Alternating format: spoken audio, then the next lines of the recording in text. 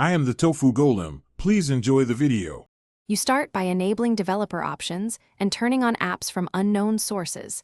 This permits manual APK installs.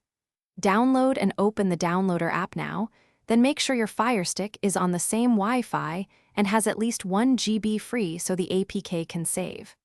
Once done, double-check that your Amazon account is active on the device.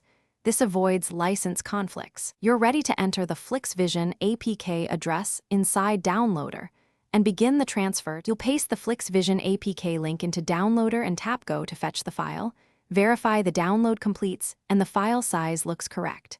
Next, choose Install and follow the on-screen prompts. Make sure you allow any requested permissions so the app can access storage and network. Once the installer offers Replace or Install, pick Replace if updating an existing app to preserve settings. After installation finishes, choose Done but do not open the app yet. Prepare to finalize setup. You finish by clearing caches for the old app version if it still exists, then restart the Firestick to ensure all new files load cleanly.